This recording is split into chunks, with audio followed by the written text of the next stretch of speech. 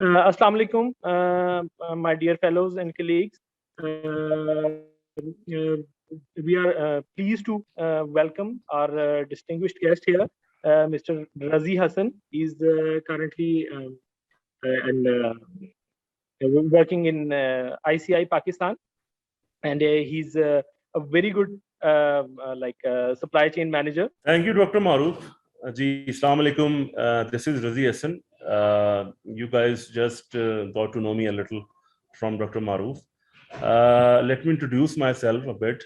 The first thing and the foremost is that I would rather request you to be participative.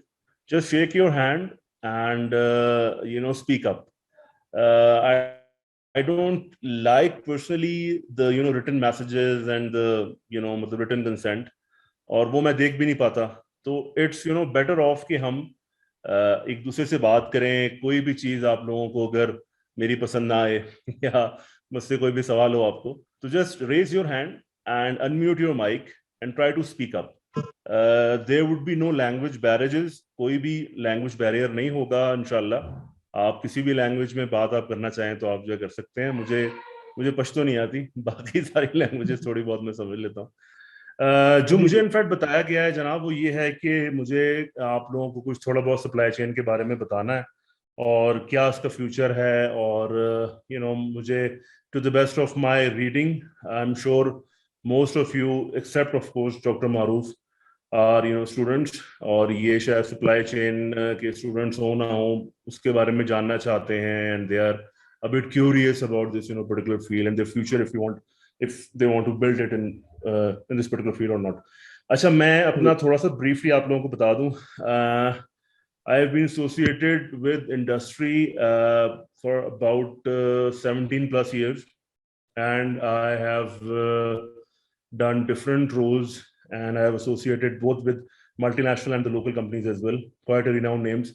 My career actually, the major tenure of my career actually revolves around Abbott Pakistan. I used to be Karachi based, in fact. मेरा पहला masters जनाब applied physics में था, which is equivalent to industrial electronics in 2004. And at that particular moment, I was having no idea of this particular field, supply chain. And in fact, supply chain as a field is no aged than more than 20 years over here in Pakistan. कोई 18-20 साल से कोई बड़ी as नहीं है supply chain की हमारे इस मुल्क में. ऑल्दो के all across globe जो है, it's been more than 70-75 years, in fact more. Processes are very much there, things are very much there, operations are there. People are doing almost the same stuff, but at that particular time in the past, they used to, term these kind of operations in a different way. पहले जो companies में, like if you are talking about, I'm not going to give you the details of the history कि कब जो है वो supply chain आई. थोड़ा बहुत मैं उसका flavor दे भी दूंगा अगर टाइम हुआ तो. अगर मैं बात करूं आपको यानी 50-60s की, तो काम उस वक्त भी होते थे. उस वक्त जो है इंडस्ट्रीज के अंदर, and specifically I am talking about manufacturing concerns. Manufacturing concerns एक टर्म है जी, जो कि आपकी इंडस्ट्री के लिए ओवरऑल बोली जाती है. एक टर्म है जो कि ये बताती है कि एक मैन्युफैक्चरिंग कंसर्न मींस एक ऐसा इदारा है जो कि कोई ना कोई मैन्युफैक्चरिंग प्रोसेस में इन्वॉल्व है, कोई ना कोई उसके अंदर प्रोडक्शन ऑपरेशन हो रहा है, तो उसको सप्लाई चेन में उसे मैन्युफैक्चरिंग कंसर्न की एक टर्म कहा जाता है. अगर कहीं पे आप ये सुने तो दैट मीन्स के किसी भी ऐसी कंपनी की बात हो रही है जो कुछ मैन्युफैक्चरिंग करती है, कहीं से कुछ रॉ मटेरियल लेती है और उसके बाद अपना एक फिनिश गुड बनाती है और आके वो सेल आउट करती है. तो जनाब, मैन्युफैक्चरिंग कंसर्न्स के अंदर पहले भी ये सारे काम होते थे, लेकिन उस वक्त नाम इनको कहीं जो है प्रोडक्शन प्लानिंग कह दिया जाता था, कहीं पे जो है प्रोक्योरमेंट, कहीं पे परचेजिंग, कहीं पे कमर्शियल, डिफरेंट नाम थे. काम सम में यही थे. वो कहते हैं ना कि जापानीज ने बड़ा काम किया लीन मैन्युफैक्चरिंग में, इसीलिए जापानीज की अपनी दीवी टर्म्स के नामों से अब वो बहुत सारी एक्टिविटीज होती हैं. Kaizen, kanban, you name it, it's there, Ishikawa diagram, blah blah, बहुत सारे ऐसे टूल्स हैं. क्योंकि एक कौम जब कोई काम करती है और पूरी यानी दुनिया को कोई नई चीज देती है, तो ऑफ कोर्स वो अपने ही लैंग्वेज में और अपने जो है वो अपने कल्चर को यानी देखते हुए कोई ना कोई टर्म देती है. तो काम सारे पहले भी यही होते थे. अच्छा, अब coming back to the crux के क्या है मामला, तो मैं थोड़ा सा मजीद अपने बारे में जरा मैं आपको बता दूं, थोड़ी सी स्कैटर्ड सी मैं इस प्रेजेंटेशन को या मैं इस सेशन को रखूंगा, because it's totally unplanned, it's totally unplugged. कुछ प्रेजेंटेशन मेरे पास हैं, वो मैं आपको स्लाइड्स भी शेयर यानी करा दूंगा, and my objective is to give you a slight idea about the core field of supply chain and the different versions and the different functionalities amongst that field। और फिर मैं चाहूंगा कि आपकी ब्रेनस्टॉर्मिंग हो, आप मुझसे क्वेश्चंस करें ज्यादा से ज्यादा कि आपके माइंड में क्या है, आप चाहते क्या हैं, आपके माइंड में क्या क्या क्वेश्चंस हैं, तो वो I think that would be more appropriate. 17-18 साल से मैं जो इंडस्ट्री में हूँ, अप्लाइड फिजिक्स में मास्टर्स करने के बाद 2-3 साल मैंने हार्ड कोर इंजीनियरिंग की जॉब्स करी जी, as an electronics engineer, maintenance engineer. Started off with a packaging firm जहाँ पे आपकी प्रिंटिंग एंड पैकेजिंग होती है एज ए मेंटेनेंस इंजीनियर। उसके बाद मैं फिर टेक्सटाइल सेक्टर में चला गया और मैंने वहाँ पे 3 साल गुजारे, और मैं हेड ऑफ मेंटेनेंस भी बहुत जल्दी बन गया था। उसके बाद वहाँ का माहौल वगैरह इतना अच्छा नहीं था, तो I try to be associated with the sector जहाँ पे किसी हद तक लाइक यानी प्रोसेसेस अच्छे हों, नॉर्म्स हों, थोड़ी वैल्यूज हों।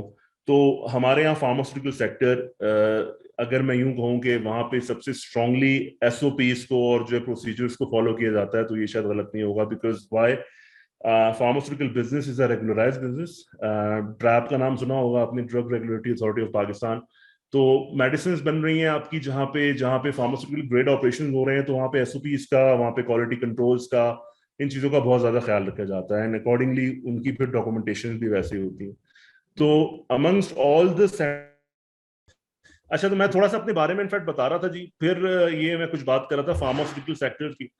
तो जनाब एबट में फिर मैंने I spend almost 8.5 years, almost 9 years over there, and alhamdulillah I am one of the few lucky guys who worked in Abbott, and in 8 to 9 years I have switched 3 different sub functions. Abbott being a multinational company, एक तो खैर पहले एक दौर में आज से 20 साल पहले कोई 20+ फार्मास्यूटिकल कंपनी थी जो कि मल्टीनेशनल थी, लेकिन यू गाइस मस्ट नो कि यार बिजनेसेस कैसे ऊपर नीचे हुए और एक्सचेंज रेट और हमारी हमारी इकोनॉमी की जो सिचुएशन है वो कितनी खराब हुई। तो globally investors they just moved out of Pakistan, and right now currently at the moment there are only 3 to 4 multinational companies working over here in the pharmaceutical sector. Luckily Abbott is one of that company जिसको ना तो आज तक किसी के साथ उसका merger हुआ और ना ही किसी ने उसको एक्वायर किया। एबट ने एक्वायर जरूर किया है, जो है वो बूट्स फार्मा जो थी, बूट्स के बाद वो आपकी वही थी कनॉल, कनॉल करके नाम था कनॉल फार्मा को, जिसकी इनफैक्ट ये जो आपकी ब्रोफिन है, ये ब्रोफिन रेंज ऑफ स्ट्रेप्सिल्स की थी, स्ट्रेप्सिल्स एंड जो है वो सोल्ड आउट। अच्छा, तो जनाब मैंने एबट में मैं गया as a problem solving manager. At that particular time, management of Abbott needs a guy who has got experience of both administration and a little bit experience of like technical expertise as well. तो मेरी कुछ CV कुछ इस तरह की थी कि उनको ऐसा लगा कि यार मैं थोड़ा बहुत एडमिनिस्ट्रेशन भी जानता हूँ और थोड़ा बहुत मेरे पास डिग्री भी अच्छी है, इंजीनियरिंग की इक्विवेलेंट है, तो उन्होंने मुझे as a problem solving manager रख लिया। तो that was the first and the last step of Abbott Pakistan affiliate. Abbott Pakistan का एक ही अपना स्टेप था कि they want to have a separate department जो कि इंजीनियरिंग और जो है प्रोडक्शन और मटेरियल्स मैनेजमेंट, इन तीनों डिपार्टमेंट्स के बीच में ऐसा काम करे कि इसमें स्ट्रीमलाइन और चीजें अलाइन हो। होता क्या था कि जब आपकी प्रोडक्शन लाइंस काम करती हैं, तो जैसे बॉटल्स मूव हो रही हैं, उसके ऊपर कैप्स भी लग रहे हैं, सिरप्स की फिलिंग हो रही है, तो यानी प्रोडक्शन लाइन में अगर कभी कैप्स के ऊपर कोई अगर प्रॉब्लम आ जाए करती थी कि उनके ऊपर डेंट्स आ गए या वो यानी प्रॉपर उनकी सीलिंग नहीं हो रही, तो ऑफ कोर्स प्रोडक्शन इंजीनियरिंग को कॉल करता था। इंजीनियरिंग कहती थी जी हमारी मशीन ठीक है, आपकी कमोडिटी ठीक नहीं है, यानी कि कैप ठीक नहीं, हमारा कैपर ठीक है, कैप ठीक नहीं। तो बात चली जाती थी मटेरियल्स मैनेजमेंट वालों पे। मटेरियल्स मैनेजमेंट या you can say the hardcore supply chain guys, वो आते थे तो वो कहते थे देखें जी हमारा जो मटेरियल है वो ठीक है, क्योंकि जो आपकी क्वालिटी के स्पेसिफिकेशंस हैं हमने तो उसके मुताबिक ही आपको मटेरियल दिया। तो वो बात घूम फिर के इधर उधर हो जाया करती थी और सब साइलोज में काम ये नहीं करते थे और सफर होती थी production. So to cater these kind of problems the management of Abbott Pakistan thought of an idea कि एक क्यों ना एक ऐसा छोटा सा एक जो है वो डिपार्टमेंट बनाया जाए जो कि एनालिसिस करे, इवेलुएट करे और उन तीनों डिपार्टमेंट्स को ज्वाइन करके जो सही प्रॉब्लम है वो बताए ताकि प्रॉब्लम रिजॉल्व हो सके। तो जैसे कि मैंने कहा कि ना सुनने में ही इतना ये अजीब लग रहा है कि ऑफ कोर्स 3 यानी बड़े बड़े तगड़े किस्म के डिपार्टमेंट्स के साथ आप बात करें और वो एबट जैसी कंपनी में जहाँ पे ये सारी चीजें हो रही हैं तो बहुत मुश्किल हो जाता है। और यहाँ पे लाइट चली गई है तो खैर बहरहाल जनाब वहां पे थोड़ा सा काम स्टार्ट किया। फिर उसके बाद मैं जी मूव कर गया अपना प्रोडक्शन डिपार्टमेंट में। फिर प्रोडक्शन में काम किया कुछ अरसे। फिर उसके बाद वहां पे नया सप्लाई चेन डिपार्टमेंट बन रहा था जी। ओके, तो जनाब फिर उसके बाद वहां पे नया सप्लाई चेन का डिपार्टमेंट बन रहा था जी। तो जो हेड ऑफ सप्लाई चेन थे उस वक्त के, he picked and choose different guys from different sections. कुछ उन्होंने जो है बॉयज लिए, कुछ लड़के लिए, उन्होंने मटेरियल्स मैनेजमेंट से, कुछ लिए प्रोक्योरमेंट से, कुछ लिए प्रोडक्शन से। तो उनकी नजर मुझ पे भी जो है वो चली गई।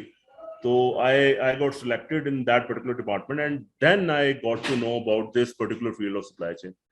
तो मैं फिर हार्डकोर सप्लाई चेन डिपार्टमेंट में आ गया as assistant manager supply chain. मैंने वहां पे काम किया और फिर मैंने अपनी एक डेफिशिएंसी फील की अपने अंदर के academically I am not that much capable because I don't have a particular degree of supply chain management. तो फिर अल्हम्दुलिल्लाह अल्लाह के हुक्म से मैंने MBA किया जी। इवनिंग में मैंने एडमिशन लिया और थोड़ी बहुत मेहनत अल्लाह ने करवाई और मैंने इकरा यूनिवर्सिटी से मैंने MBA सप्लाई चेन किया जी इवनिंग में।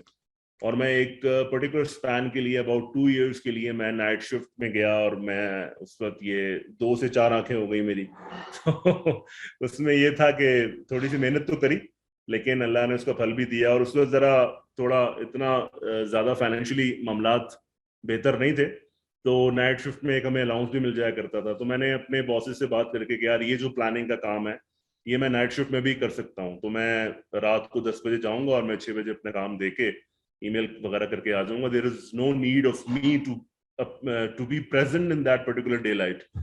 तो वो मान गए इस बात को और 2 साल तक मैं आराम से सुकून से मैंने अपनी स्टडीज को जारी रखा। फिर MBA जब मैंने किया तो उसके बाद जनाब फिर एक और अपॉर्चुनिटी आई एबिट से।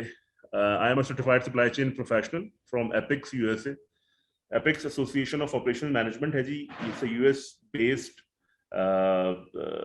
सर्टिफिकेशन का एक इदारा है, समझ लें जैसे यहाँ पाकिस्तान में ICAP सर्टिफाई करता है CS को, इसी तरह ग्लोबली एपिक्स APICS ये एक्चुअली सर्टिफाई करता है सप्लाई चेन गाइड्स को। तो CSCP इज क्वाइट डिफिकल्ट, तो मैं नहीं कहूँगा, एक अच्छी सर्टिफिकेशन है, एक स्ट्रॉन्ग सर्टिफिकेशन है जिसकी बेस के ऊपर आपको यूरोप अमेरिका में जॉब भी मिल सकती है। And it's not that much easy. End to end supply chain operations आपको पढ़ाते हैं, 5 मॉड्यूल्स हैं उसके, 5-6 महीने की उसकी ट्रेनिंग होती है, ऑनलाइन पेपर होता है 4-1 घंटे का। यहाँ पे डिफरेंट उसके कॉस्मेटिक सेंटर्स बने हुए हैं, आप जाएंगे हर तरफ कैमरा और बहुत जबरदस्त किस्म की सर्विलेंस में आप पासपोर्ट देते हैं और ऑनलाइन आपका पेपर होता है। It's tough but it's good. तो वो that was totally funded, totally sponsored by Abbott on a condition कि अगर मैं फेल हो गया तो वो मेरे पैसे काटेंगे सैलरी से, अगर मैं पास कर गया तो मुझे पैसे पे ऑफ हो जाएंगे। तो शायद इसी का खौफ था वो मैं पास कर गया। तो CSCP के बाद फिर एक और सर्टिफिकेशन है जी, it's another institute, ICA, institute of supply chain education alliance, ISCEA। पहले ये एशिया पैसिफिक में इंडिया से ये लोग ऑपरेट करते थे, अब ICA वाले पाकिस्तान में आ गए। तो PIM एक इदारा है, आपने शायद नाम सुना हो, Pakistan institute of management. It's a government own जो है वो मतलब इंस्टीट्यूट और बहुत जबरदस्त इदारा है और वहाँ पे बड़े अच्छे, बहुत तगड़े किस्म के जो है वो सप्लाई चेन के जर्नल पाए जाते हैं, जिसमें असलम सूनी साहब हैं, एक जो असलम मुस्तफा साहब हैं। तो उनकी शागिर्दी में मैंने एक और सर्टिफिकेशन कर ली, it's called CSCM, I am a certified supply chain manager as well. तो उसके बाद फिर हमारे कुछ दिमाग खराब हो गए, हमने एबिट की मैनेजमेंट से कहा भाई आप हमें जो है वो यहाँ भेजें वहाँ भेजें, ये करें वो करें। तो एबिट में इस तरह होता नहीं है। तो at the end of the day मैंने एबिट छोड़ी और that was not an irrational decision. Director operation जो थे, he is my guru as well, he is my mentor, Anees Shah साहब, जो कि मर्क के फिर बाद में डायरेक्टर बने। CEO बने इनफैक्ट, आजकल वो भी रिसेंटली रिटायर हुए। तो ही सेड कि यार नहीं, आप ना स्विचिंग करें, स्विचिंग से आदमी सीखता है। Then I joined Bosch pharmaceutical, ये जो है कराची में ही एक बहुत अच्छी लोकल यानी कंपनी में से टॉप 10 में है। तो वहां पे मैंने end to end supply chain operations देखे। फिर I got a very lucrative offer from Highmont, Highmont pharmaceutical, Highmont group in fact, जो कि लाहौर बेस्ड है, जिनकी स्पेसफॉन है, जिनकी डॉक्टर कॉफ है। उनका 3 डिफरेंट बिजनेस है जी, pharmaceutical, nutraceutical, herbal and consumer business.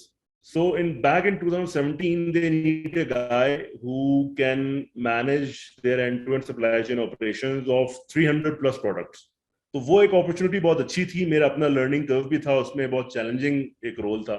और ऑफ कोर्स यानी as far as compensation is concerned, it's quite a lucrative offer, quite a good jump of my career. So I accept that. उसके बाद मैं लाहौर आ गया और मैं लाहौर बेस्ड हूँ। 2.5-3 साल मैंने वहां पे काम किया। आई वाज यानी क्या कहूँ मैं, it was a fun over there, I have a ball over there. बहुत मजा आया मुझे काम में, बहुत सिस्टम्स बनाए स्क्रैच से। फिर 2019 में जी मुझे ऑफर आई आईसीआई से। आईसीआई पाकिस्तान के 6 डिफरेंट बड़े बड़े बिजनेस हैं, नेमली जो उनका ब्रेड एंड बटर है वो है सोडा ऐश। सोडा ऐश जो कि जहलम में खेवड़ा के जो मकाम पे इनका प्लांट है, खेवड़ा को बनाने वाले ही हैं। पाकिस्तान से पहले से इंपीरियल केमिकल्स इंडस्ट्री यानी ब्रिटिशर्स ने यहाँ पे एक प्लांट लगाया था। सोडा ऐश क्या होता है जी? Soda ash is a raw material of different products. ये लेदर इंडस्ट्री में भी यूज होता है as a raw material, glass industry में यूज होता है, सिलिकॉन ऑक्साइड का जो ग्लास बनता है उसके अंदर एक रॉ मटेरियल सोडा ऐश इस्तेमाल होता है। डिटर्जेंट्स में इस्तेमाल होता है, टेक्सटाइल इंडस्ट्री में इस्तेमाल होता है, रबर के अंदर इस्तेमाल होता है।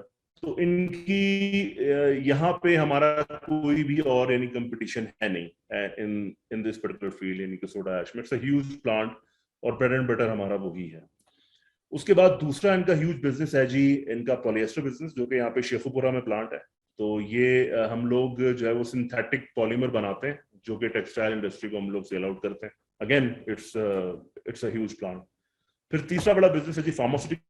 अच्छा, तो मैं ये कह रहा था जनाब कि आईसीआई का तीसरा बड़ा बिजनेस जो है वो इनका फार्मास्यूटिकल है, जो कि मेनली कराची बेस्ड है। वहां पे इनकी जो टीम है मेजर टॉप टीम मैनेजमेंट में उनकी कराची में। फिर आता है जनाब एनिमल हेल्थ बिजनेस, जो कि एक एनिमल से related it's a complete package. Like हम लोग वेटरनरी मेडिसिन भी बनाते हैं, जो कि DRAP registered just like human pharma. एक जैसे एक ह्यूमन आपकी फार्मास्यूटिकल कंपनी होती है, जो नॉर्म्स, जो सारे वहां पे सिस्टम्स हैं, एसओपीज हैं, सारे एज इज वो हमारे यहाँ पे एक अदर प्लांट मौजूद है लाहौर में। फिर हम लोग 300 प्लस हमारी प्रोडक्ट्स हैं जो कि हम लोग इंपोर्ट करते हैं, जिसमें एनिमल की फीड भी है, उसकी मेडिसिन भी हैं, उसकी वैक्सीन भी हैं। वैक्सीन कोल्ड चेन हमारा बहुत स्ट्रॉन्ग है, जो 2 to 8 डिग्री सेंटीग्रेड के ऊपर हम लोग वैक्सीन को की कंप्लीट लॉजिस्टिक्स देखते हैं और हम उसकी इंपोर्ट से लेके आगे तक उसकी यानी कि डिस्पैचिंग करते हैं। फिर हमारे 2 प्लांट्स और हैं, एक वंडा, शायद आपने नाम सुना हो। इट्स अ कॉर्न और चोकर भी होता है उसमें डिफरेंट इंग्रेडिएंट्स होते हैं। It's a very good feed of animal, जो कि आपके मिल्क यानी प्रोड्यूसिंग एनिमल्स हैं वो भी, और जो आपके यानी कि मीट यानी प्रोड्यूसिंग है वो भी। फिर हमारा एक और प्लांट है जी, जो कि साइलेज बनाता है। Silage is a corn based product, जो कि समझ लें कि बीइंग अ लेमैन आप कह लें कि मवेशियों के लिए वो it's a bakery item for them. So all in all, it's about 300 plus products, 4,000 plus customers. Monthly cell अगर मैं आपको बताऊं, माशाल्लाह हमारी 500 मिलियन की सेल है। तो आप एनुअल लगा लें, माशाल्लाह किसी भी मिड साइज यानी फार्मास्यूटिकल के इक्वल हमारा ये एक ना बिजनेस मौजूद है माशाल्लाह। My team comprises of total 15 permanent guys who are, जिसमें 4 मेरे पास सुपरवाइजर्स हैं, मेरे पास 4 मैनेजर्स हैं, फिर उनके नीचे कुछ एग्जीक्यूटिव्स हैं, और फिर वेयर हाउस की टीम है। इस पूरी टीम को मैं वहां पे लीड करता हूँ जी।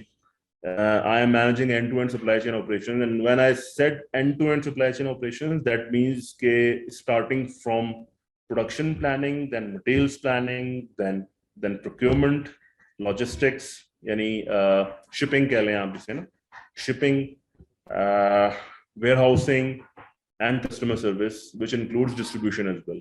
तो ऑल तमाम तर फ्लेवर्स जो हैं उनको मैं वहां पे देख रहा होता हूँ अपनी टीम के साथ। और last but not the least ICI का एक और बिजनेस है केमिकल्स एंड एग्री, जो कि ज्यादातर इम्पोर्ट बेस्ड है, और कुछ हमारा केमिकल्स का एक यहाँ पे प्लांट भी है कराची में, और हम लोग मास्टर बैचेस भी बनाते हैं जो एचडीपी की जो आपकी बॉटल्स वगैरह होती हैं वो उसमें भी इस्तेमाल होता है। तो जनाब ये एक मेरा मुख्तसर सा एक तारुफ था। अब हम आ जाते हैं सप्लाई चेन पे। अच्छा, मैं क्योंकि मुझे नहीं लग रहा कि आप लोग इतने इंटरेक्टिव होने वाले हैं, तो मैं कुछ स्लाइड्स आप लोगों के साथ शेयर में कर देता हूँ, ठीक है? और उन स्लाइड्स को देखते हुए मैं कुछ आपको बैकग्राउंड बता देता हूँ, और मैं आपको जो मतलब क्रक्स ऑफ द स्टोरी है मैं वो बताता हूँ कि why supply chain is that much important और क्या होता है। जी डॉक्टर साहब, क्या कहते हैं आप? बिल्कुल सर, बिल्कुल, that would be good. I guess unfortunately due to जो उसका ओरिजिनल टाइम था 4 o'clock हमने रखा हुआ था, ओके तो उससे हम थोड़ा सा डिविएट हो गए, जिसकी वजह से आई गेस हमारे पास ऑडियंस उस तरह से नहीं आ सके। सर, नो इंशाल्लाह सर, हम प्रॉब्लम। फ्यूचर में कोई अच्छा सा एक सेशन इंशाल्लाह, रखेंगे वेल इन इंशाल्लाह टाइम बिफोर। कर लेंगे। अच्छा, मुझे ये बताएं कि मैं मुझे स्क्रीन शेयर, या यस, दे जी ये मैंने स्क्रीन शेयर कर दी अपनी, और मैंने ये आपसे शेयर किया। My screen is visible to you guys? Yes sir, it's visible. Okay, all right, all right, all right, all. अच्छा जी, तो कुछ थोड़ा सा स्टार्ट करते हैं। अच्छा देखें, अब मैं जरा सा कोशिश करूंगा, क्योंकि टाइम की जो बात की डॉक्टर साहब ने, मतलब ही इज राइट, और मैं भी बस अभी भी आया था, बस मैं I just took a shower, offer my नमाज, और उसके बाद एक कप चाय का लेके मैं आप लोगों की मोहब्बत में आ गया हूँ। तो इसको थोड़ा सा रैप अप करते हैं।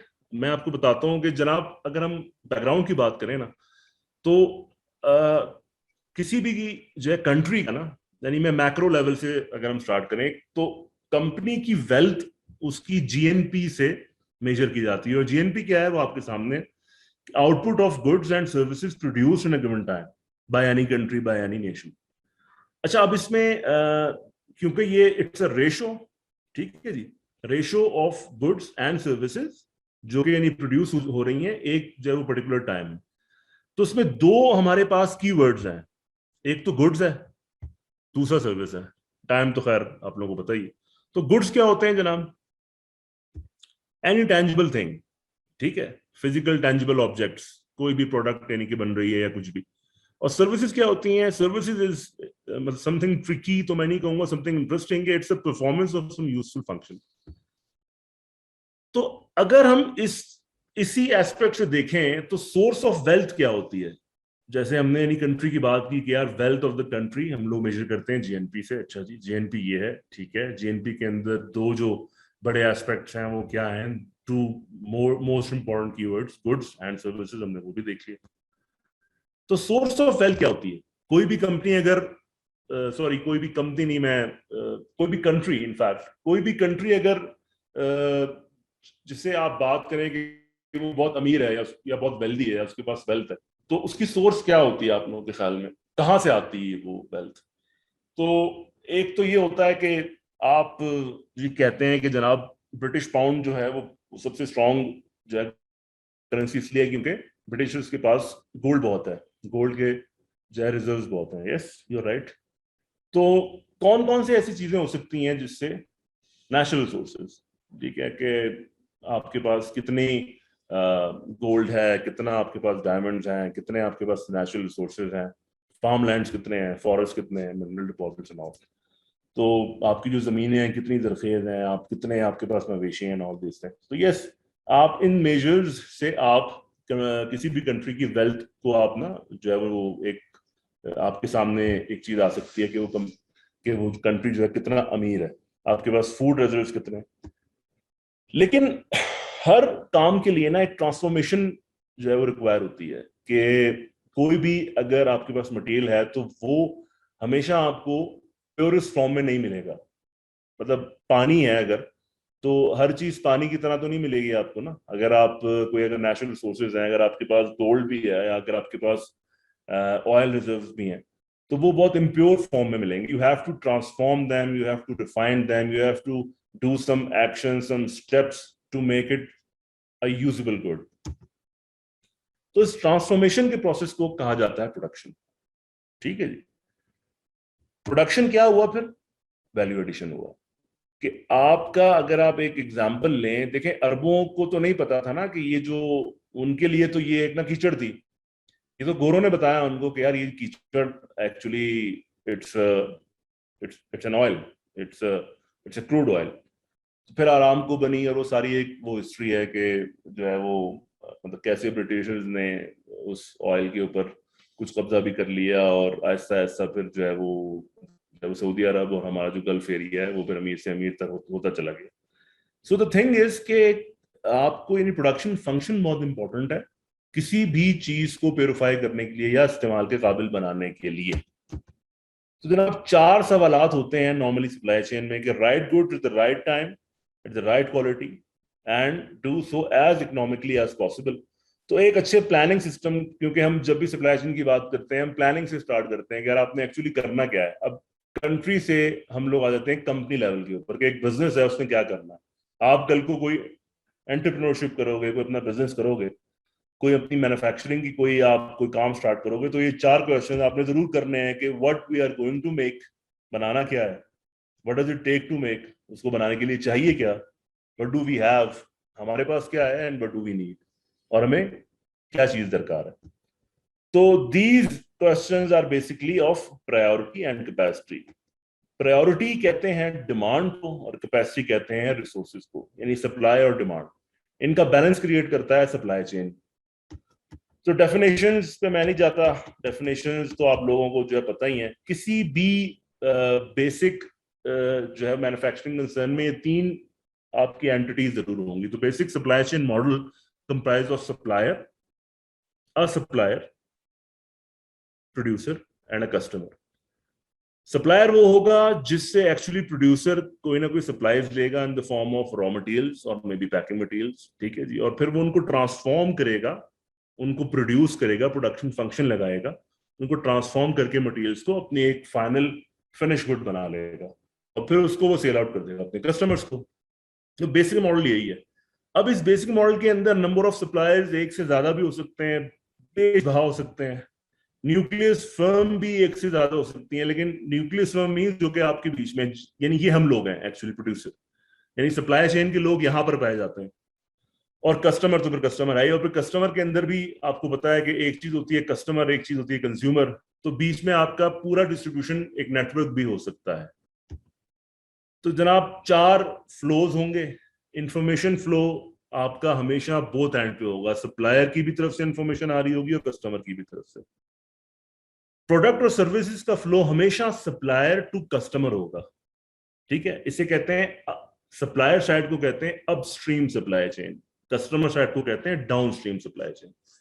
तो हमेशा प्रोडक्ट्स या आपका सर्विसेज का flow from supplier to the customer होगा, क्योंकि सप्लायर एक्चुअली मटेरियल देता है प्रोड्यूसर को, प्रोड्यूसर उसे ट्रांसफॉर्म करके फिनिश गुड बनाता है, और वो फिनिश गुड या वो सर्विस आगे देता है कस्टमर को। कैश फ्लो ऑफ कोर्स हमेशा कस्टमर की तरफ से कैश आएगा, वो कैश प्रोड्यूसर लेगा, उसमें से एक हिस्सा खुद रखेगा, एक हिस्सा सप्लायर को दे देगा। तो दैट मेक सेंस कि कैश फ्लो हमेशा कस्टमर टू सप्लायर होगा, मींस अपस्ट्रीम सप्लाई चेन से, सॉरी डाउनस्ट्रीम सप्लाई चेन से अपस्ट्रीम सप्लाई चेन की तरफ।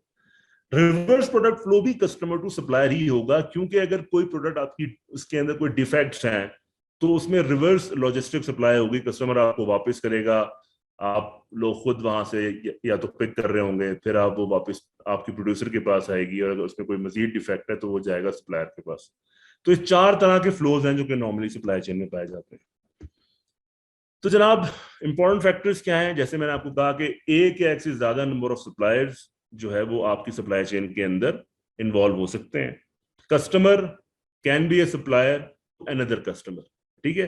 तो there are supplier, there are customers, और कोई एक पूरा डिस्ट्रीब्यूशन नेटवर्क बीच में हो सकता है। जैसे आप ये सामने एक छोटी सी डायग्राम से आप देख सकते हैं कि एक टियर 1, टियर 2, टियर 3 सप्लायर है।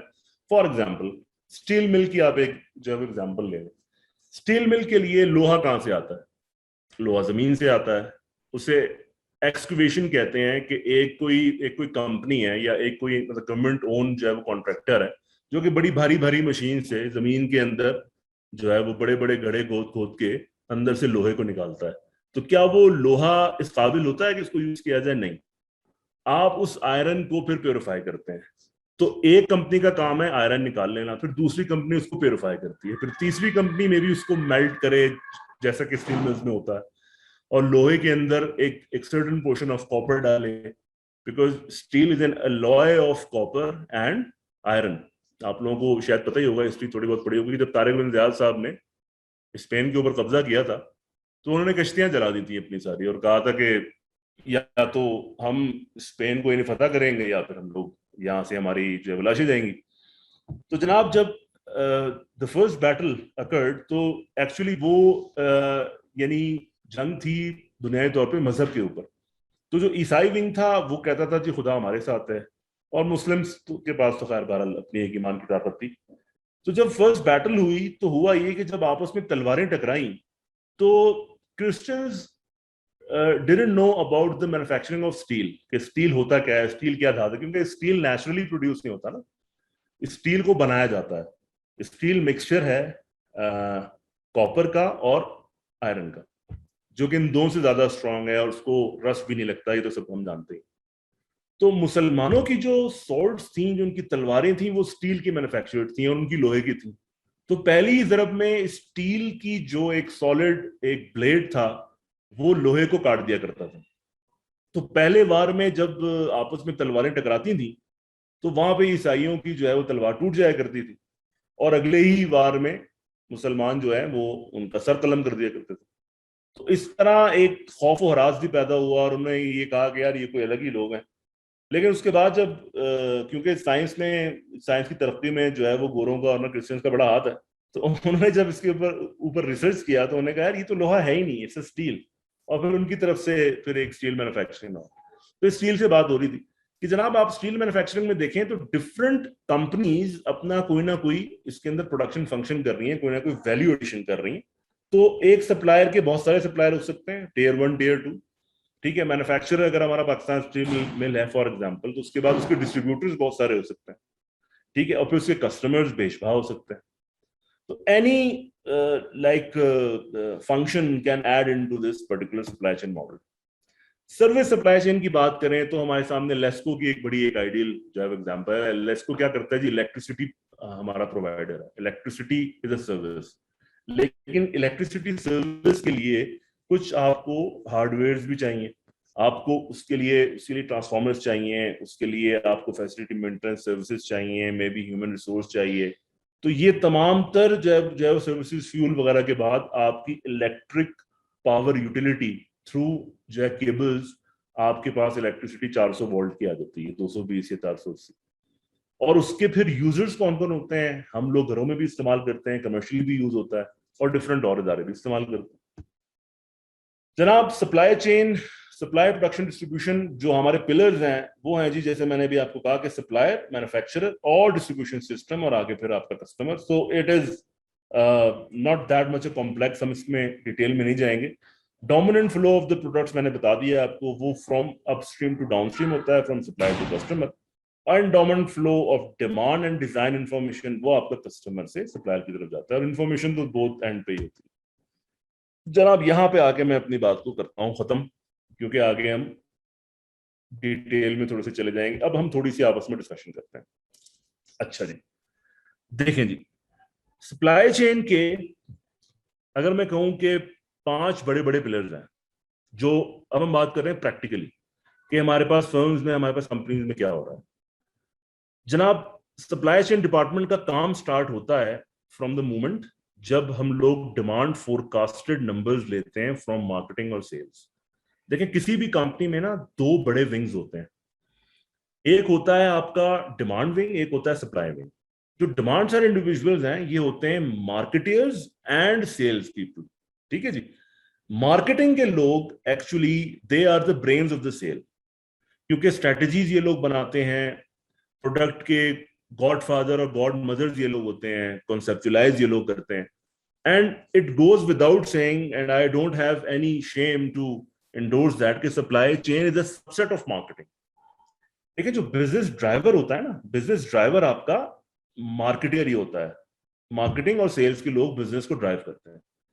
प्रोडक्ट का कॉन्सेप्ट लेके आना, नई प्रोडक्ट को लॉन्च करना, मार्केट की रिसर्च करना, डिमांड जनरेट करना, ये सारा काम हमारे मार्केटिंग विंग का है। तो मार्केटर सेल्स टीम की मदद से आपको एक फोरकास्टेड नंबर देता है। फोरकास्टेड क्या होता है? फोरकास्टेड नंबर मींस एक एस्टिमेट होता है कि मैं अगले 3 से 6 महीने में मैं ये, हमारे पास एक जो रेंज ऑफ प्रोडक्ट है, मैं इतनी इतनी इस रीजन में बेचूंगा, तो मुझे इतनी इतनी प्रोडक्ट चाहिए होगी।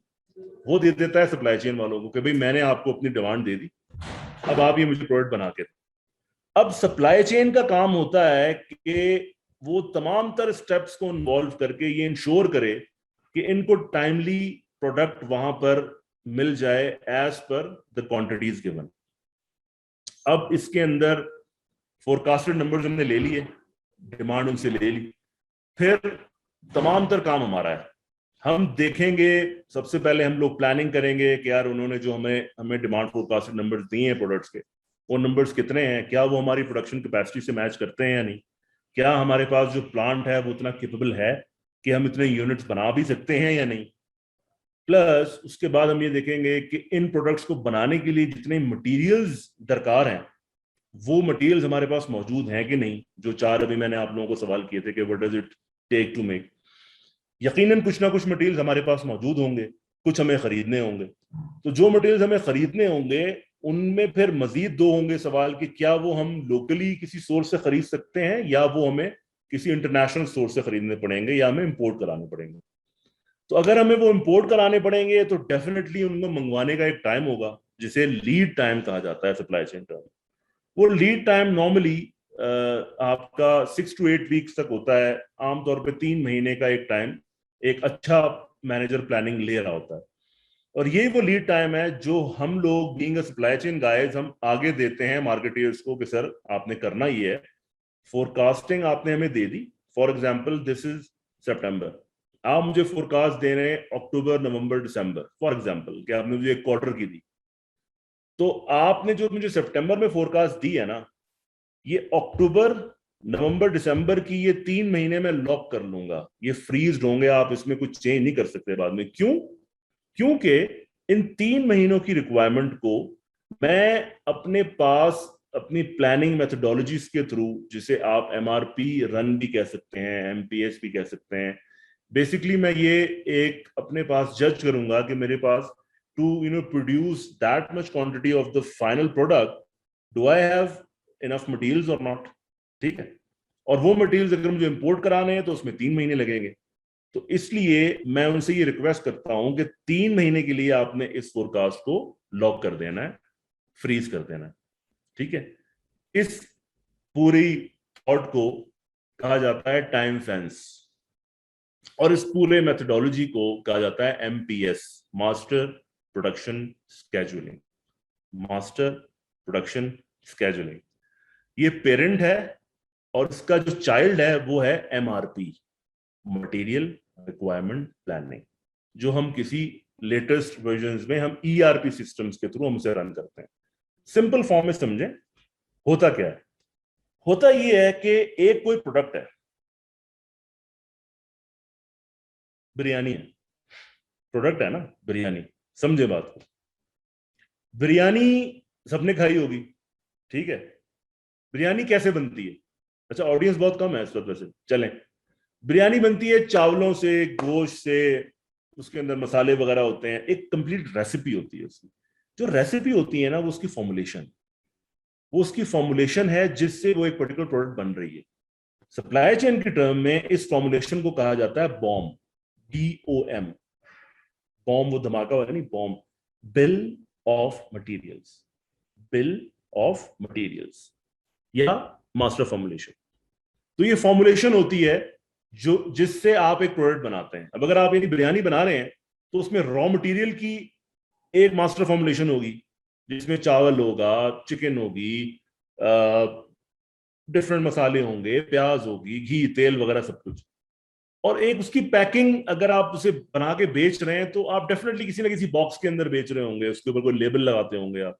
ठीक है जी, तो ये 2-3 आइटम हो गए उसके पैकिंग के। तो उनकी एक अलग सेपरेट एक आपकी ना फॉर्मुलेशन होगी कि यार मेरा एक 300 रुपए का पैकेट जो है उसमें मैं फॉर एग्जाम्पल 1 kg की मैंने बिरयानी देता हूँ, एक और मेरी 5 kg की है तो उसका फिर डिफरेंट होगा पैकिंग। तो ये दो मेरे मतलब प्रोडक्ट सेम है और इनकी वेरिएंट्स दो हैं, ठीक है, यानी ये इसकी प्रोडक्ट लाइन है।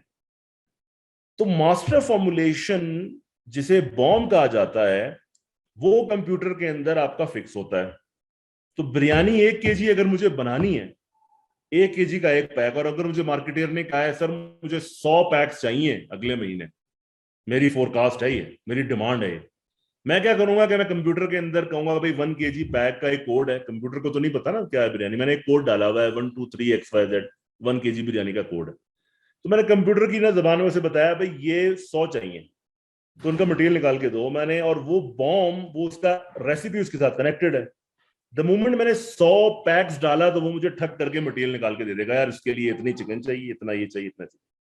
फिर मैं उसे कहूंगा यार जो मेरे पास इस वक्त पड़ा हुआ है वो तू माइनस कर दे, यानी इन हैंड माइनस कर दे। तो माइनस करके मुझे टोटल रिक्वायर्ड क्वांटिटी जो है वो बता देगा भाई इतना इतना मटेरियल चाहिए। ये है एमआरपी, बस मटेरियल रिक्वायरमेंट प्लानिंग ये है जो मैंने आपको बता दी है, और यही है। अब इसे कॉम्प्लेक्स वर्जन है, लोग इसे मुश्किल बना के पेश करें, वो उनकी अपनी वो है। तो जनाब मैं इस एमआरपी रन करूंगा, मटेरियल रिक्वायरमेंट प्लानिंग को मैंने रन किया, फिर मैं देखा मटेरियल कितने निकलते हैं, फिर मैंने मटेरियल निकाल के जितने हैं उनको छोड़ दिया, जितने चाहिए वो मैंने एक पूरा परचेज प्लान बना के अपने प्रोक्योरमेंट मैनेजर को दे दिया कि भाईजान ये मटेरियल मुझे मंगवा के दे दे, जो चाइना से मंगवाने हैं वो चाइना से मंगवाओ, जो यूरोप से मंगवाने हैं वो यूरोप से मंगवाओ, जो पाकिस्तान से मिलते हैं वो पाकिस्तान से ले आओ। वो मुझे मंगवा के लाके दे देगा अपने लीड टाइम के हिसाब से। वो जैसे मटेरियल मुझे लाके देगा तो मैं क्या करूंगा, वो मैं मटेरियल मेरे वेयर हाउस के पास आ जाएंगे। फिर यहां से वेयर हाउसिंग का काम स्टार्ट होता है कि वेयर हाउस इनकमिंग मटेरियल जिसे आप इनबाउंड लॉजिस्टिक कहते हैं, इनबाउंड लॉजिस्टिक जो आ रही है कंपनी, वो मटेरियल को देखता है, चेक करता है, फिर वो क्वालिटी वालों को कॉल करता है कि भाई मटेरियल आ गया है आप टेस्ट कर लें। क्वालिटी वाले उसमें सैंपल देखते हैं, उसकी डिफरेंट स्पेसिफिकेशन को चेक करते हैं कि हाँ जी ये वही है, मतलब नमक की जगह नमक ही है या कोई मतलब चीनी लेके आ गए हो, तो वो उसको चेक चुक करके कहते हैं हाँ जी ओके है। वंस उन्होंने अप्रूव कर दिया फिर वेयर हाउस को के पास एक इश्योरेंस भेजता है प्रोडक्शन वाला कि यार आपने, क्योंकि subsequently being a supply chain manager मैंने फोरकास्ट ली मार्केटिंग से, उस फोरकास्ट को मैंने कन्वर्ट किया इनटू प्रोडक्शन प्लान। कुछ मेरे पास प्रोडक्ट थी कुछ नहीं थी, मैंने मटेरियल का जो है निकाला और मैंने उसका परचेज प्लान दे दिया प्रोक्योरमेंट मैनेजर को, और जो प्रोडक्शन प्लान था वो मैंने दे दिया प्रोडक्शन मैनेजर को, कभी तुमने इतना इतना प्रोडक्ट बनाना है तो तुम दिनों रात मेहनत करो। तो वो कहेगा सर मटेरियल अभी मेरे पास 3 दिन का है आगे तो नहीं है, तो मैं कहूंगा यार आ जाएगा मटेरियल क्योंकि मैंने परचेजर को कह दिया है। तो वो मटेरियल ला के देगा आपको, मटेरियल टेस्ट होगा, प्रोडक्शन वाले फिर इशुएंस का एक देते हैं, वो एक ना पर्चा लिख के देते हैं मुझे इतना था मटेरियल इशू करके देते हैं, मुझे ये वाली प्रोडक्ट बनानी है। किसको देते हैं? वेयर हाउस को। वेयर हाउस वाले वो मटेरियल इशू करके उसको तोल तोल के कि एक बिरयानी के अंदर इतना चिकन इतना ये इतना ये, वो बना के दे देते हैं आपके प्लांट वालों को यानी प्रोडक्शन को। प्रोडक्शन बिरयानी तैयार करता है, बिरयानी तैयार करके वो फिर दोबारा से वेयर हाउस को कहता है भाई आगे ले जाओ, वेयर हाउस आगे उठाता है वो डब्बे या आपकी प्रोडक्ट और कहता है जी डिस्ट्रीब्यूशन वालों से हाँ जी ऑर्डर लगाएं और बांट दें। तो वो ऑर्डर लगते हैं, डिस्ट्रीब्यूशन वाले इनवॉइसिंग करते हैं, कस्टमर से पैसे पकड़ते हैं, ठीक है जी, और वो बिरयानी के डब्बे वो डिस्ट्रीब्यूट करना लॉजिस्टिक ऑपरेशन एक्शन में आता है और वो डिस्ट्रीब्यूट करना शुरू कर देते हैं। यहाँ पे एक चीज थोड़ी सी मिसिंग ये हो गई कि जो इंपोर्टेड मटेरियल होते हैं प्रोक्योरमेंट मैनेजर जब उन्हें मंगवाता है वो हमारे कस्टम्स में आते हैं, हमारी डॉक्स में नहीं। एक डील कुछ ये होती है कि चाइना में एक कोई चीची पैंग बैठा हुआ है, ठीक है, चीची पैंग नाम है, चलो किसी ना चाइनीज का, वो चीची पैंग से हमने कहा कि भाई हमें इतना मटेरियल चाहिए, तो जनाब उसने कहा कि जी ठीक है ये है मेरे पास तैयार, आप इसका मुझे पैसे दें। तो हम कहेंगे जी लेटर ऑफ क्रेडिट के ऊपर होगा, मेरा बैंक आपके बैंक को जो है वो पैसे दे देगा और एक हम लोग डील करते हैं, आप वहां से मटेरियल चलाएं, हमें आप डॉक्यूमेंट दे दें, आपका बैंक हमारे बैंक को, तो उनका बैंक हमारे बैंक को डॉक्यूमेंट देता है, वो वहां से मटेरियल चला देता है, उन डॉक्यूमेंट्स की बेस पे हमारा बैंक उनके बैंक को पैसे दे देता है। ठीक है, जिस तरह ये जो ट्रक स्टैंड नहीं होते जो ट्रक अड्डे जैसे काम करते हैं बिल्टीज वाले, सेम वही चीज है, बहुत सिंपल है, लोगों ने काम का कॉम्प्लेक्स किया हुआ। आप जाते हैं ट्रक स्टैंड पे, अपना एक आप बक्सा रखवाते हैं, वो उसका वेट करता है या नहीं करता, अगर वो लेपर्ड शेपर्ड से किसी 3PL से जा रहा है तो वो वेट कर लेते हैं, वरना ट्रक अड्डे वाले रख लेते हैं, कहते हैं हाँ यार 10 और भी लोगों का उसमें सामान है मैं वहां पेशावर से होता हुआ वहां पे पिंडी शिंडी पहुंच जाऊंगा 3 दिन में। ये रहो तुम्हारी बिल्टी। बिल्टी होती है ना, बिल्टी एक रसीद है। बिल्टी ट्रक स्टैंड की है। अगर कोई सी शिपमेंट इंपोर्ट की आ रही है तो उसके डॉक्यूमेंट्स को कहते हैं bill of lading. Bill of lading उसकी बिल्टी है कि मैंने सामान लाद दिया, ये उसके डॉक्यूमेंट है। उस डॉक्यूमेंट की बुनियाद पे आपका बैंक उसके बैंक को पेमेंट कर देता है। अगर कोई शिपमेंट जहाज से आ रही है तो इसी बिल्टी को कहते हैं एयरवे बिल। है ये बिल्टी, ठीक है, कि आपका सामान मैंने जहाज पे लाद दिया, ये उसकी रसीद, पैसे दे दो, ठीक है। तो ये है सिंपल। मैंने बहुत सिंपलेस्ट वर्जन बता दिया आपको। इस तरीके से जनाब प्रोडक्ट बनती है। ये सारी की सारी बीच में हम लोग होते हैं, सप्लाई चेन वाले। हम लोग जब प्रोडक्शन से भी लाइज ऑन कर रहे होते हैं, हम लोग मतलब वेयर हाउसिंग तो हमारी होती ही है, क्वालिटी वालों से भी हम लोगों का बहुत डायरेक्ट जो है वो सास और बहू वाला एक ना रिश्ता होता है। और प्लस हम लोगों ने actually we are facing marketers as well. तो SNOP एक टर्म है, सेल्स एंड ऑपरेशन मीटिंग। तो SNOP मीटिंग को सप्लाई चेन वाले रन करते हैं every month.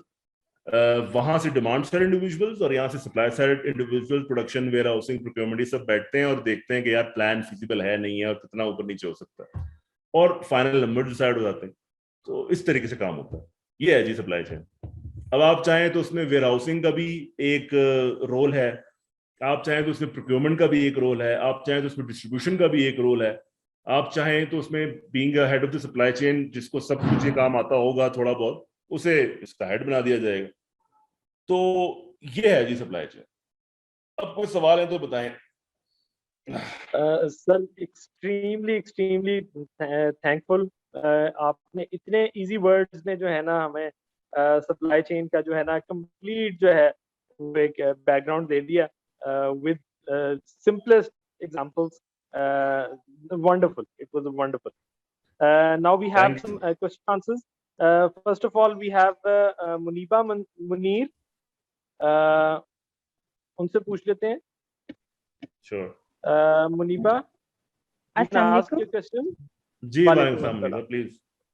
Thank you so much, Razi sir, for your very effective session.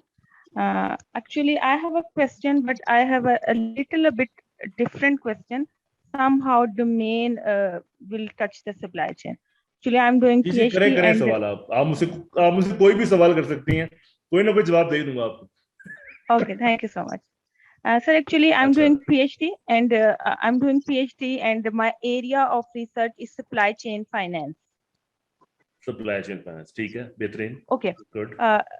When I'm doing I found कि supply chain management में जो अभी आपने जितने भी बैंक्स की बातें बताई, इनको supply chain finance में solutions का नाम दिया जाता है, ठीक है? जी जी बिल्कुल। Overall the world it practices from many years, but Pakistan में अभी 2-3 बैंक्स ही हैं जो कि supply chain finance के solutions को ऑफर करते हैं, ठीक है? नो तो मेरा no sorry no no no no, ये आपको किसने कहा है कि 2-3 बैंक्स ही हैं जो कि सिर्फ इस तरह के सोल्यूशन दे रहे हैं? उसकी मोहतरमा रीजन ये हर है कि बैंक दे रहा है। नहीं, मैंने एशियन डेवलपमेंट बैंक की जो वेबसाइट है उसके थ्रू उसके प्रोग्राम को जब स्टडी किया है, तो वहां से अभी मैंने इनिशियल स्टेज के ऊपर हूँ कि कौन से बैंक हैं। मैं आपको बता दूं, मैं देखें, आप इसको यूं कहें कि बहुत कम ऐसे बैंक्स हैं जो कि इंटरनेशनल परचेजेस के अंदर डील नहीं करते, ठीक है, वरना मेजॉरिटी ऑफ द बैंक्स जो हैं वो स्पेशली जो हमारा प्राइवेट सेक्टर है ना, देखें एक दौर में तो सिर्फ हमारे पास नेशनल बैंक की था, आप जाते थे वो एक कॉपर जो है का एक ना टोकन बड़ा सा दे दिया करते थे, बड़े बड़े उनके पास रजिस्टर रखे होते थे, आपका नंबर आ रहा है रजिस्ट्री। अब ये सब कुछ खत्म हो गया ना पिछले 15-20 सालों से, जब से स्टैंडर्ड चार्टर्ड बैंक जैसे आए हैं, बहुत सारे नए नए बैंक्स आ गए हैं। अब तो you name it ends there, bank Islami है, हबीब बैंक है, HBL ने तो खैर बिल्कुल ही रिवैम्प कर लिया अपने आप। So these big tycoons of the private sector, they are very much there in the business. देखें होता क्या है, होता ये है कि एक चीज जरूरी किसी हद तक ये है कि अगर मैं HBL से अपनी LC ओपन करा रहा हूं तो HBL का कोई सिस्टम कंसर्न कहीं बाहर के किसी कंट्री में किसी और जो है वो करेंसी में डील करता हो, हबीब बैंक, ज़्यूरिच है और डिफरेंट है, but it's not mandatory at all. Bank to bank channels आपस में लिंक करते हैं। फॉर एग्जाम्पल चाइनीज का कोई बैंक है, अगर उनका XYZ कोई बैंक हमारे बैंक के साथ लिंक नहीं करता तो हम उन्हें ये बात कहते हैं कि यार हमारा फलां बैंक है आप अपने किसी फला बैंक से कहें कि वो इस बैंक से किसी और बैंक के थ्रू भी कनेक्टिविटी हो सकती है, तो एक तीसरा इंटरमीडियरी बैंक भी बीच में आ सकता है। तो ऐसा नहीं है कि यहाँ पे, क्योंकि आप देखें ना इंपोर्ट हमारा तो फार्मास्यूटिकल्स के अंदर ना, आपको शायद ये बात ना पता हो, हर फार्मास्यूटिकल प्रोडक्ट के अंदर एक जो मेन इंग्रेडिएंट होता है that is known as API. API, API stands for active pharmaceutical ingredient, and active pharmaceutical ingredient can only be imported from abroad. This is the DRAB regulation. आप locally purchase कर ही नहीं सकते उसको। तो आपका तो फार्मास्यूटिकल सेक्टर पूरा का पूरा इंपोर्ट परचेज के ऊपर बेस करता है, और उसकी एडीसी भी होती है। जी sir, actually I think I am confuse in between trade credit and supply chain finance. अच्छा, मैं आपको बताता हूँ, सुने, देखें सप्लाई चेन फाइनेंस होती क्या है, मैं आपको क्रक्स बता देता हूँ। देखिए, जो मेरा सप्लाई चेन फाइनेंस पार्टनर है ना, मेरे अपने बिजनेस का, वो क्या काम करता है ये मैं आपको बताता हूँ, आपको आई थिंक क्लियर हो जाएगा। वो सबसे पहले ये चीज देखता है कि यार हमारे इस वक्त जो इन हैंड इन्वेंट्री है, ठीक है, उसकी कवरेज कितनी है। वो ये डाटा हमसे लेता है, हम ही उसको बताते हैं, हम ही इनफैक्ट ड्राइव कर रहे होते हैं क्या मेरे पास फिनिश गुड्स जो है वो मेरे पास अगले 3 मंथ्स की इन्वेंट्री है, ठीक है। तो वो क्या चीज करेंगे, वो ये देखेंगे यार इसका इन्वेंट्री टर्नओवर रेशियो कितना है, ठीक है। इन्वेंट्री टर्नओवर रेशियो आपके लिए एक बड़ी इंपॉर्टेंट चीज है, आप इसको खुद से रिसर्च करना अभी टाइम नहीं है, मैंने इसके ऊपर प्रोजेक्ट्स किए भी हैं, कराए भी हैं माशाल्लाह। फिर वो देखेगा कि मेरे पास इस पर लेटेस्ट व्यू क्या है, कि मेरे पास जो इन हैंड स्टॉक्स हैं उनकी अपकमिंग नेक्स्ट 3 मंथ्स और 6 मंथ्स और 9 मंथ्स के अंदर क्या एक्सपायरी के उसमें आ रहे हैं वो जोन में। तो वो अपना रेडार चलाएगा और देखेगा कि यार ये एक्सपायर होने वाला है, तो फिर वो बिजनेस से, अपने सेल्स वालों से, मार्केटर से पूछेगा कि क्या ये एक्सपायर हो जाएगा या तुम इसे सोल्ड आउट कर दोगे। अगर तुम इसे सेल आउट कर दोगे तो ठीक है, मुझे लिख के दो, अदरवाइज मैं इसको प्रोविजन कराऊंगा, मैं इसको प्रोवाइड करूंगा, यानी मैं ये फाइनेंशियल हिट पहले से लूंगा 3 महीने पहले। ओके, दूसरा काम उसका ये है मेन, कि वो ये चीज देखता है कि यार मेरे पास अपकमिंग कितने हिट्स आ रहे हैं। तीसरा फिर वो ये देखता है कि यार एक्सचेंज रेट का इंपैक्ट क्या है, क्या मेरे पास जो इस वक्त एलसीज हैं, ठीक है, मेरे पास इस वक्त एलसीज कितनी ओपन है, और क्या उनका एक्सचेंज रेट के इंपैक्ट से मेरा, मतलब डॉलर रेट जैसे आजकल बहुत ज्यादा ऊपर जा रहा है, तो उससे मुझे कितनी फाइनेंशियल हिट पड़ रही है। क्योंकि देखें eight the end of the day finance का काम क्या होता है, फाइनेंस का काम ये होता है कि वो प्रोडक्ट का पैट निकालता है। पैट समझती हैं आप क्या होता है? पैट होता है प्रॉफिट आफ्टर टैक्स। आप क्योंकि फाइनेंस पढ़ रहे हो, सबसे पहली चीज होती है cost, cost of goods sold, ठीक है। बेसिक इनकम स्टेटमेंट क्या है जी मुनीबा, बेसिक इनकम स्टेटमेंट क्या है? It will start from the sales and the end net profit. Sales minus COGS ना, सेल्स माइनस कॉग्स आपका आ जाता है। हाँ, कॉग्स क्या होता है? हाँ, कॉग्स होता है आपका कॉस्ट ऑफ गुड्स सोल्ड के अंदर डायरेक्ट मटेरियल, डायरेक्ट लेबर और फैक्ट्री ओवरहेड्स आते हैं। ओके, ये तमाम तरह चीजें निकालने के बाद फिर आपका आता है अर्निंग बिफोर इनकम टैक्स, जिसे हम इबिटा कहते हैं अपनी नॉर्मल उसमें इंडस्ट्रियल लैंग्वेज में। EBITDA is your operational performance. Okay, EBITDA के बाद आप अपना कंट्रीब्यूशन मार्जिन निकालते हो। यार एक प्रोडक्ट अगर मुझे 400 रुपए की पड़ी है, मैंने उसकी ट्रेड प्राइस रखी हुई है 1000 रुपया, तो मेरा 60% उसके ऊपर कंट्रीब्यूशन मार्जिन हुआ, ठीक है, कि मैं 100 पे 60 रुपए कमा रहा हूं, ठीक है। कंट्रीब्यूशन मार्जिन के बाद आखिर में आता है profit after tax. Contribution margin में से मेरा मार्केटिंग और सेल्स एक्सपेंस निकाल दिया जाता है कि उसको बेचने के लिए मैंने कितना अखराजात किए मेरी मार्केटिंग से, तो आता है profit after tax, and that is the main and core earning of your business. Supply chain finance ये देखता है, इससे इवेल्युएट करता है आपका कंट्रीब्यूशन मार्जिन कितना है, कौन सी प्रोडक्ट में ये मार्जिन कम हो रहे हैं, क्या हम उसमें उस हद तक डिस्काउंट दे सकते हैं। वो मार्केटिंग को भी और सेल्स को भी चैलेंज कर रहा होता है कि यार इतने डिस्काउंट्स नहीं दो, इसको टीपी को बढ़ाओ, कम करो अगर हो सकती है, तो अगर आपका रेगुलराइज्ड बिजनेस नहीं है तो। ये सारे एस्पेक्ट्स देखता है सप्लाई चेन पार्टनर, ठीक है, कि वो सप्लाई चेन के एंड से ये सारी चीजें देखता है, कौन कौन सी चीजें एक्सपायर हो रही हैं, इनकमिंग्स क्या है, ये जो नई आपने एलसी ओपन कराने जा रहे हैं ये क्यों कराने जा रहे हैं, आप मुझे ये बात एक्सप्लेन करें।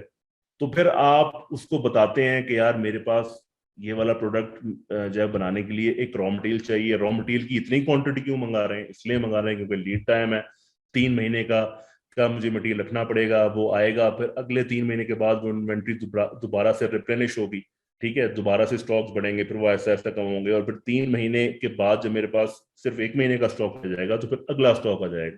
तो ये इन्वेंट्री मैनेजमेंट आप उसे एक्सप्लेन कर रहे हो। तो वो इन तमाम तर ऑपरेशंस को from supply chain side and from the business वो परख रहा होता है, वो इनका ऑडिट कर रहा होता है एक तरह से। अब बात समझ में आई आपको क्या कि मतलब सप्लाई चेन फंक्शन करता क्या है? जी सर। चले, अब आई थिंक क्लियर भी हो गया होगा। जी जी बिल्कुल sir, it was an extremely good session. बाकी कोई और क्वेश्चंस हैं तो हम जल्दी से वो ले लेते हैं, क्योंकि जो डॉक्टर साहब रजी साहब हैं उनको मगरिब की नमाज पढ़नी है। अच्छा, by the way, I'm teaching supply chain subjects for more than 10 to 12 years as a visiting faculty in different institutes. तो मैं अभी इस वक्त currently at this particular time मैं Superior University का I'm a visiting faculty member of supply chain for the last 4 years. तो इसलिए थोड़ा बहुत इधर पढ़ने पढ़ाने का है एक्सपीरियंस। जी जी ठीक है जी। if it's nothing then I think अपना डॉक्टर साहब इजाजत दें फिर आज के लिए। बहुत exactly sir, I would definitely let you go now. Thank you so much Dr. Razi sahab for your time and you sparing your time from your family time. That was the actually the thing is, let me give you a straight away क्या मैं कहूँ disclaimer एक मैं जरा दे दूं कि anything for Abdullah, in fact Abdullah is a darling, Abdullah ने अगर कहा है तो उसके लिए तो खैर कुछ भी, और अब तो खैर आप भी। Thank you very much. Thank you sir, pleasure. कोई भी क्वेश्चन हो सर, कोई भी बच्चों का मतलब क्वेश्चन हो इस हवाले से, तो they can send me one liner, एक मुझे ईमेल कर दें and I would love to answer इंशाल्लाह। थैंक यू डॉक्टर साहब। सर हमारा जो यूनिवर्सिटी ग्रुप है, जो यूट्यूब चैनल है, हम उस पे इंशाल्लाह इसको एडिट करके थोड़ा सा लगा भी देंगे, और उस पे आपका जो ईमेल एड्रेस है वो दे देंगे। सो अगर if they have any questions they can ask you directly. Thank you so much sir, thank you very much. Thank you doctor साहब, प्लेजर। अस्सलाम वालेकुम।